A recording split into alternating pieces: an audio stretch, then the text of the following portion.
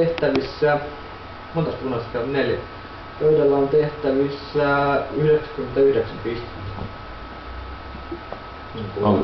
Siis tästähän voi tulla vielä 100. Ei todellakaan ole niin paljon. No, sittenhän sinulla on loistava mutikka. Ei vaan.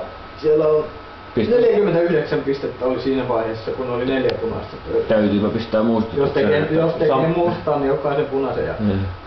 Samille toimitukseen tämmönen laski. Se oli toistaiseksi viimeinen lyönti. Se oli vain... Kulmapussitus epäonnistui.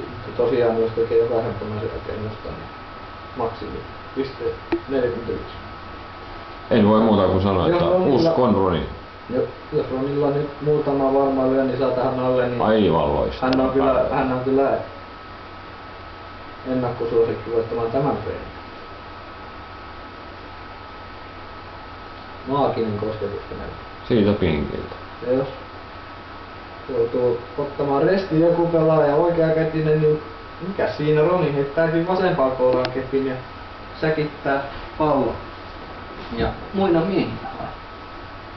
Ja siinä perus varmaan lyöntiä, mutta joutuu kyllä aika paljon valuttamaan palloa päätyvaltin kautta. Levoton on breikin rakenne. On. Ei ole tyypillistä Ronjous olivan paikasta samaan paikkaan uusi. Paikasta samaan paikkaan uusi. Nopea on kentällä. Siinä. Ja aivan loistava pussitus. Tämä on takuun varmaan. Ja nyt tuleekin hyvä lyönti. Näin. Ja siitä pinkille ja pääsee. Yrittääkö ottaa tällä lyönnillä punaisen vallista irti vai kipustautuu aivan viereen? Veikkaan irti. Punasta ja ehkä vielä sen näemme tuota pikaa. Jakka hän saa. Aika pirulla. Se kuitenkin helpommin päälle, vaikea sanoa. Joo, kyllä. Oikeassa oli sittenkin, että pinkin kautta sitä kannattaa lähteä pois. Voittavasti.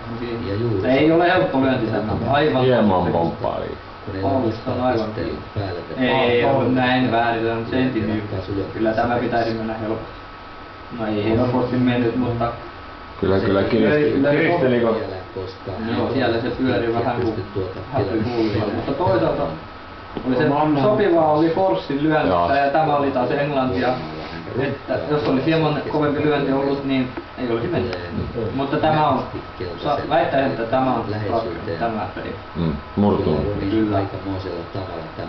Ei tule enää Michael Judd pöydälle tässä pelissä. No tästä tuleekin Lieranssi, se tyhjentää pöydän. Maikki näkee